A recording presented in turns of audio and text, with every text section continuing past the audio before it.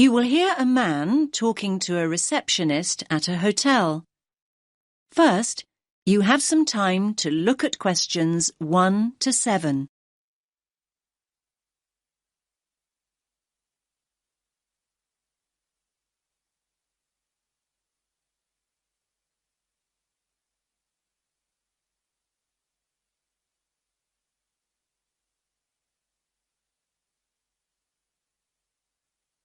Listen carefully to the first part of the conversation and answer questions 1 to 7. Good evening, sir. Do you have a reservation? Yes. Let me just check I've got everything. Sorry. Yes, a reservation. It's in the name of Hartley, Martin Hartley. Let me see. Oh, yes. Here it is. That's for 3 nights. Yes, that's right. Do you need my passport? I just need to take the number as a form of ID. No problem. Now, can I just ask you to fill in this registration form, please? Actually, no. You see, I've broken my wrist. Yes, I noticed that. I'm afraid form filling is something I can't manage right now. Not without a lot of pain, anyway. Oh, dear. I'm sorry, sir. But don't worry. I can complete the form for you. That's very kind of you. What do you need to know? Well, let's start with your name, of course. So that's Martin, Hartley. That's Hartley. Thanks. And your address? 45 Carlisle Way. Could you spell Carlisle for me? Sorry. It's Carlisle.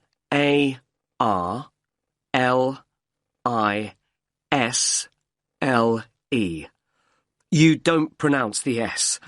Carlisle Way. And that's in Lewes. Lewes. And is there a state? I don't think you have states in the UK. No, we have counties. It's East Sussex. Sussex is with double S. The postcode is LW4 6AU. Do you want my phone number? Actually, no. We contact people by email now. Ah, yes. And send me lots of advertising too, I suppose.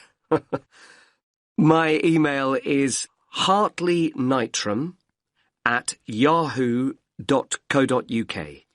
Sorry. A bit slower, please.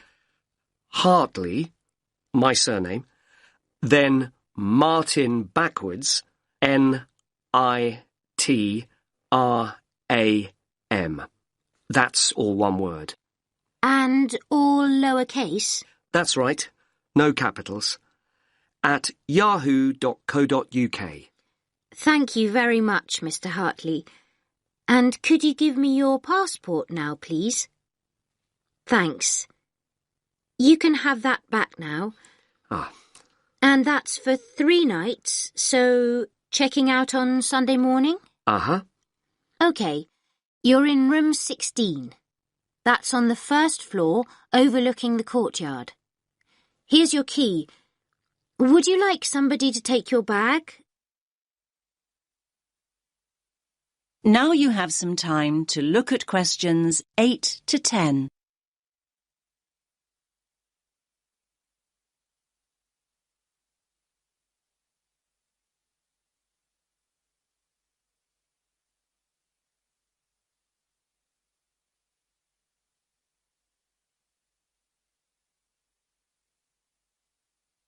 Now listen to the next part of the conversation and answer questions 8 to 10.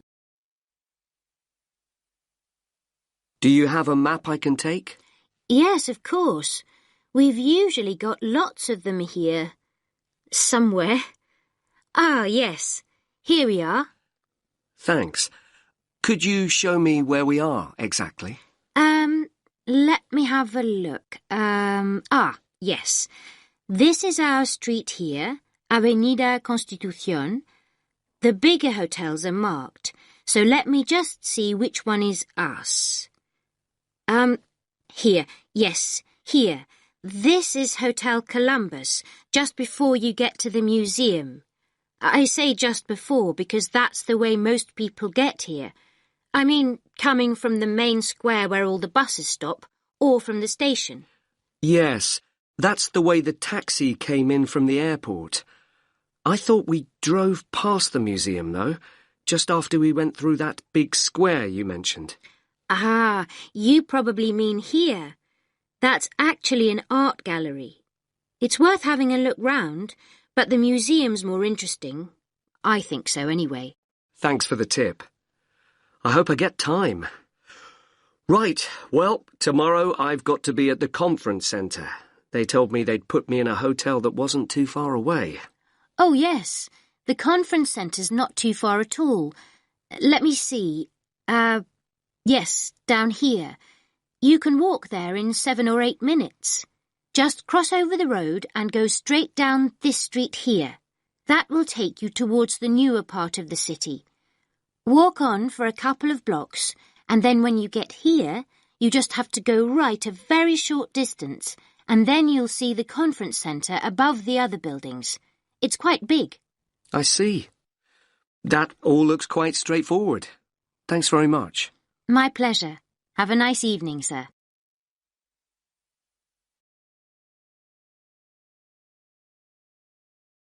That is the end of part 1. You now have half a minute to check your answers.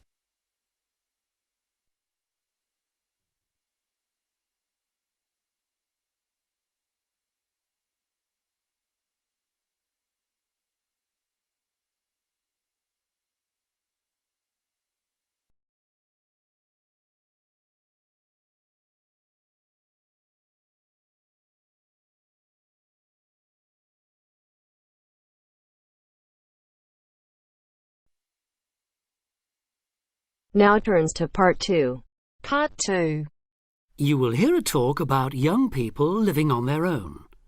Listen carefully and answer questions 11 to 12.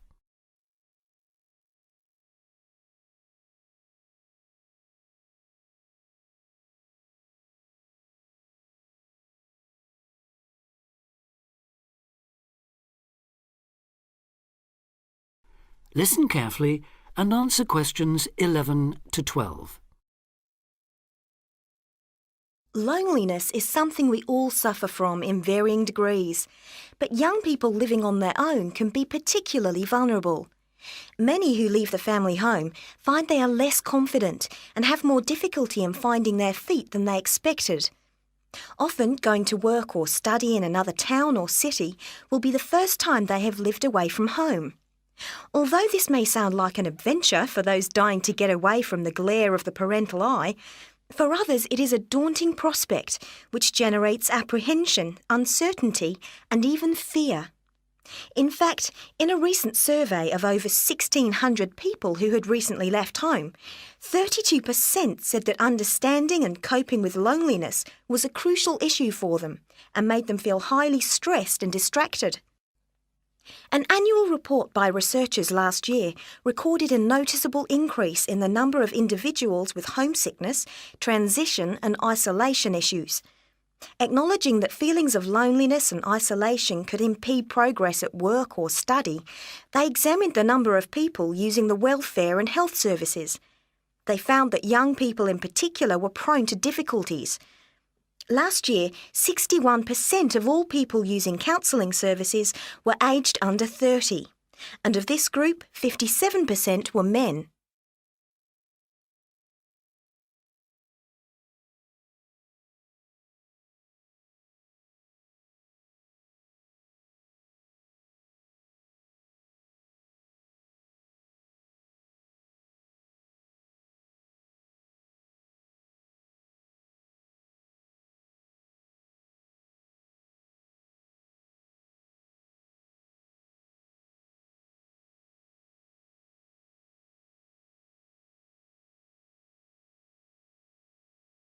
Now listen and answer questions 13 to 20.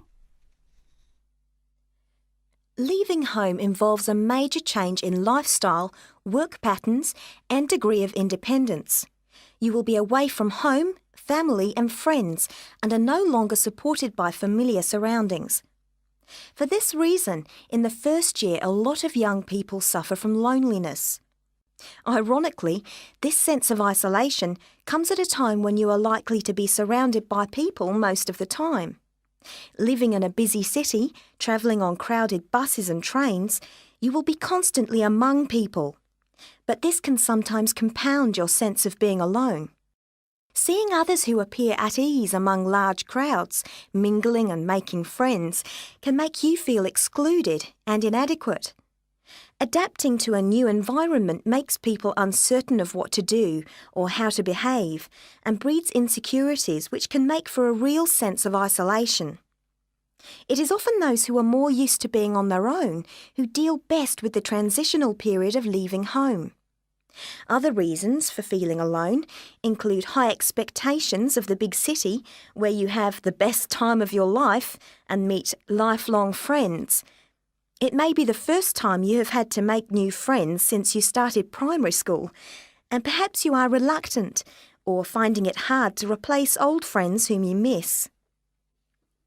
There are also pressures to juggle work and socialising, which may leave you feeling left out. Or it could be that you have a long-distance relationship and feel torn between your new lifestyle and that special person who lives so far away. Because loneliness can leave you with a sense of low self-esteem, where you become self-conscious and feel you have been rejected, it is very difficult to overcome. You may be reluctant to even try and make new friends or take part in social activities, and will also find it difficult to say no to things, leaving you feeling exploited and weak. One of the ways of combating loneliness is to remember that it's not your fault, and that it's something everyone has to deal with, despite appearances. Counsellors advise those feeling lonely to speak to someone they know about their feelings. They also ask them to consider joining groups and societies, and to get involved in activities which interest them as a way of meeting more people. Of course, overdoing it and jamming your schedule with too many things just to avoid being alone will not work. But meeting others with common interests may be a step forward. If you still feel like you need someone to talk to, you could try group counselling, where you will be able to talk to and receive support from a small number of people with the same difficulties as you. For more information or to be put in touch with an individual counsellor, contact the local town hall support services. That is the end of part 2. You now have half a minute to check your answers.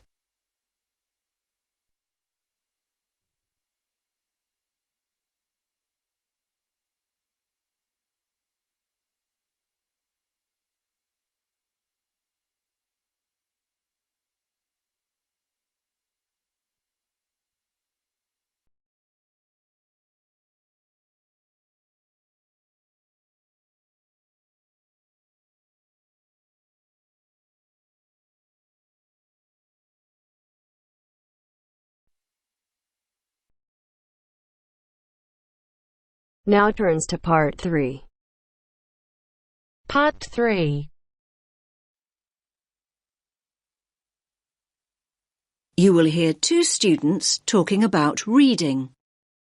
First, you have some time to look at questions 21 to 24.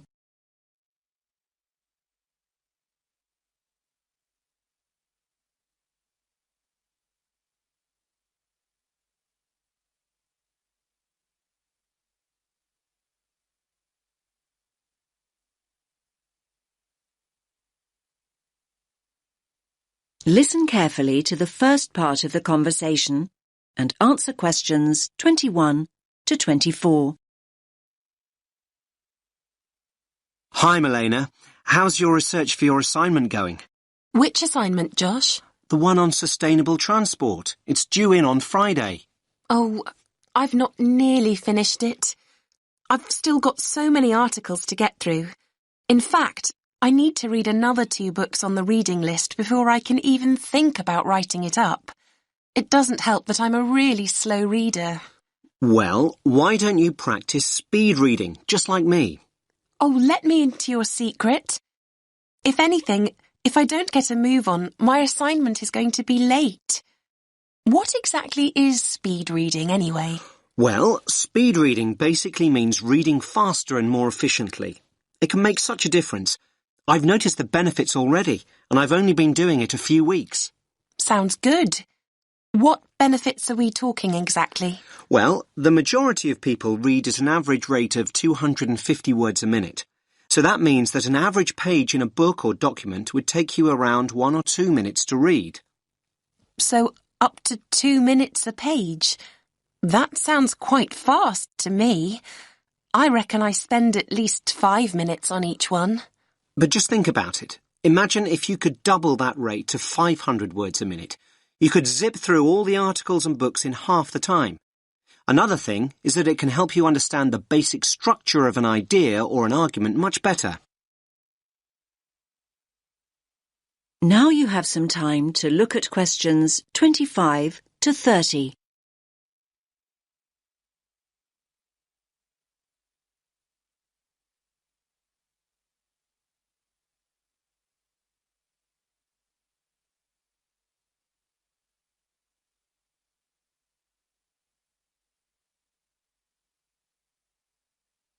Now listen to the next part of the conversation and answer questions 25 to 30. You make speed reading sound like some kind of sport. Well, actually, speed reading is a bit like playing sport. I like to think it's similar to running. Running? Much too fast for me. I'm more of a jogger. You're not selling it to me very well. Okay, but just think about what it takes to be a fast runner. You can learn the techniques, but to get really good at it and build up your speed, you really need to practice. But athletes train for hours every day. That's true, but your reading speed can improve if you practice a few basic techniques. The first thing to do is to actually find out how fast you're reading at the moment. So, time my current reading speed. But I read so slowly, it will be really depressing to find out just how slow I am. Believe me, timing yourself is a really good idea and it's so easy to do. There are lots of online speed reading tests. You just enter the words reading speed test into Google and loads will come up. You could also do a reading comprehension test and see how well you understand what you're reading. I don't know. But remember to read at your normal speed and time yourself on a few different pages. The average of your times should indicate your average reading speed. What do I do next? Well, the next thing to do, and this is really important, is to get rid of distractions. I used to think that music in the background while I was reading was a good thing, but it wasn't for me. I found I increased my speed by working without any noise whatsoever. I usually read in the library, but there always seem to be people talking around me. Well, try using earplugs to block out all the distractions. Another important thing is to set yourself targets. Basically, if you know what your goal is, you're more likely to achieve it. My goal? Well, that's easy. I need to find out about the problems of accessible transport in Africa and then think about some solutions. I know what I need to do, but I keep skipping back to a sentence I've just read. And at other times, I go back a few pages just to make sure that I've read something right. I know what you mean. Actually, a lot of people do that when they read. They reread material when they don't actually need to. It's called regression, and it's important to get out of the habit of doing it. You can reduce the number of times your eyes skip back by running your finger or a pencil along each line you read. Your eyes will follow the tip of your finger, and this helps you avoid skipping back. Why not give it a try? Yes, I think I'll give it a go. But I suppose the first thing to do is find out what my reading speed is. What a thought!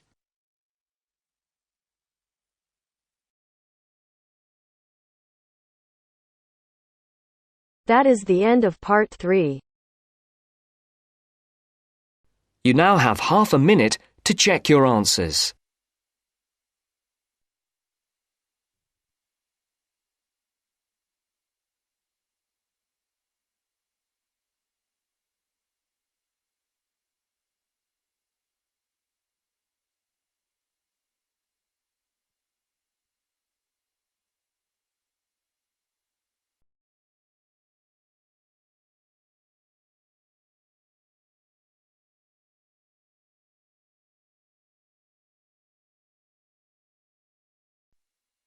Now turns to Part 4. Part 4 section, you will hear an introductory lecture to a course on Southeast Asia. First, you have some time to look at questions 31 to 40.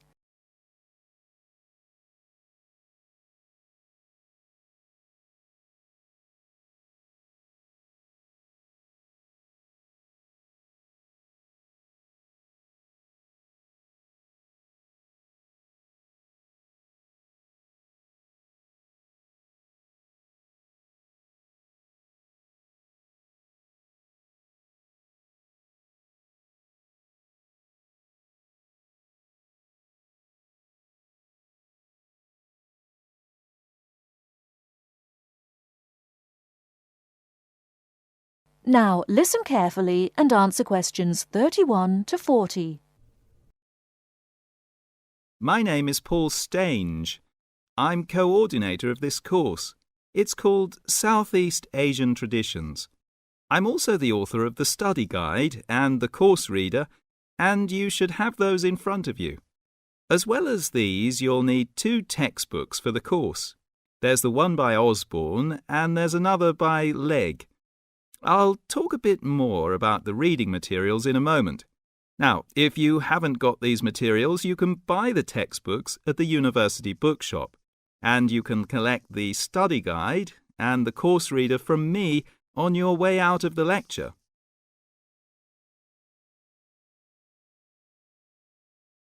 The purpose of this lecture is simply orientation. What I'm going to do is introduce myself, talk you through the course, and give you some additional advice, apart from what's contained in the study guide, on dealing with the various assignments for the course.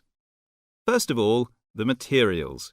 You'll find the 2 textbooks very clear, and they give a good basic coverage of the history of the region. Most of the reading materials in the reader are fairly easygoing, but I have to warn you that 2 of them are quite difficult. These are the readings by Smale and Bender, and of these 2, the one by Bender is perhaps the more challenging. But don't let that put you off, because understanding these 2 readings is important to help you develop a clearer understanding of the cultures. In other words, they'll help you acquire greater sensitivity to the differences between the various cultures in the region.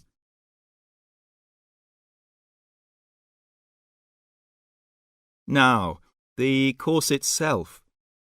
The course has multiple aims. It's primarily a history course, but it's not only a history course. It is, in most respects, a cultural history course focusing on Southeast Asia. Nevertheless, the course is, as you'll see from the materials, an introduction to the Southeast Asian Studies component of the Asian Studies program. In looking at the cultural history of Southeast Asia, there are 2 major influences to be considered, the Chinese and the Indian. It's important not to forget the extensive influence that these 2 countries have had in the region.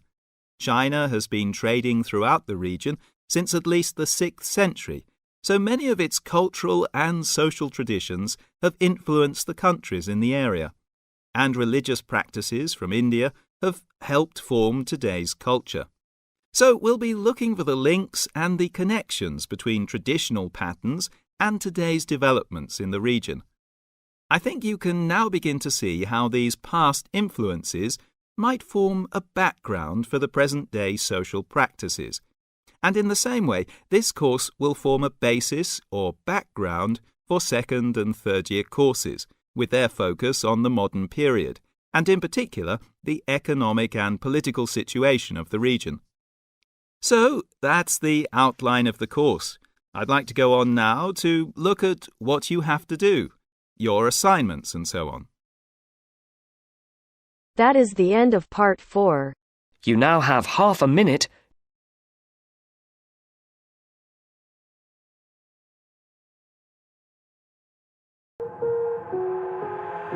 I've got an itch I can't scratch, I'm missing a piece that completes a whole part of me, an open wound scar to see.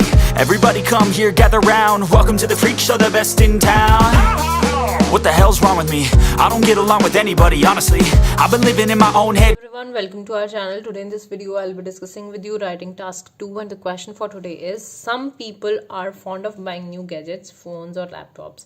Is this a good or bad thing? Discuss your opinion. So we have to tell that buying new gadget, phones and laptop is a good thing or a bad thing, and we have to tell our opinion as well. Electronic devices are undoubtedly becoming necessary owing to technological advancement. So because the technology is proliferating, so the electronic devices are undeniably becoming necessary. However, many people enjoy purchasing new gadgets, including phones or computers. Nonetheless, I believe that purchasing new technology has both positive and negative aspects. So I believe that it has positive as well as negative aspects, with the drawback being more consequential than benefits. And I believe it's a bad thing that we are buying new gadgets and phones. If we are buying them unnecessarily, then the drawbacks are being more consequential than benefits. So let's start with the body paragraph of 1. People purchase new devices as technology evolves at a rapid pace. So people are purchasing new devices because technology is changing at a rapid pace, and so it is changing incessantly, increasingly. It is changing continuously. Everyone wants to acquire new items because they want to be updated, and upgrading can provide access to more feature-rich applications, increased capabilities and faster response time. So that's why you see, if I give an example of Apple phone even, so why the people are buying Apple 12 or 13 now? Because this is more up-to-date phone, upgrading, and they will have features like rich application, increased capabilities and faster response time. So this is the reason like people want to buy new devices. Being up to date is essential these days. Therefore, individuals purchase new things to stay informed in the technological world. So they buy these things because they want it to be up to date. Now if we talk about its disadvantages or its downfalls, so there is no ounce of doubt that buying new electronic products is not only a waste of money but also has detrimental effect on the environment. So I believe that it is totally wastage of money and it could have bad effect on the environment as well. Investing too much money in new gadgets might put people in financial trouble. Moreover, with huge manufacturers launching new models every year, the term latest and greatest has lost the meaning. So because technology, or we can say manufacturers, are making new models every year. Like now, if in this year if I talk about iPhone, Apple 14 will be there, and next year Apple 15 will be there. So the meaning is lost. Like latest and greatest, it has lost now.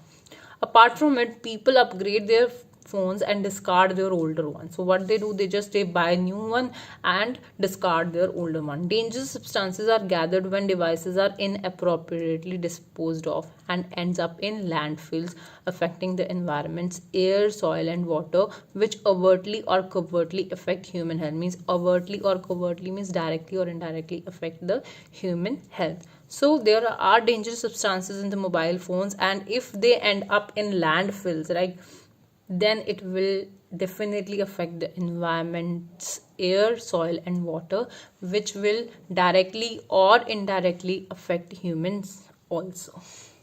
For instance, according to a survey conducted by New York Times, trash grounds impact the habitat of around 90% of species. So it will not only affect the humans, it will also affect the species. Therefore, instead of discarding products, a simple approach is to repair them to survive as long as possible. So instead of buying new gadgets, it's better to upgrade that one, or we can repair them to survive as long as possible. Now, conclusion. To reiterate, buying new electronic devices is undoubtedly an intelligent strategy to remain up to date. However, excess of everything is bad. Excess of everything is detrimental. Even buying new gadgets, because it can negatively affect the environment and strain human beings financially. It can put pressure on human beings financially as well, right? Now again, if I give an example of Apple phone, it's of I guess 1 lakh or 30,000 something in India, the latest one. So it can put pressure on human beings financially. So this was for today. If you like the video, do hit the like button and subscribe to our channel. I'll meet you in the next video. Till then, bye bye and take care.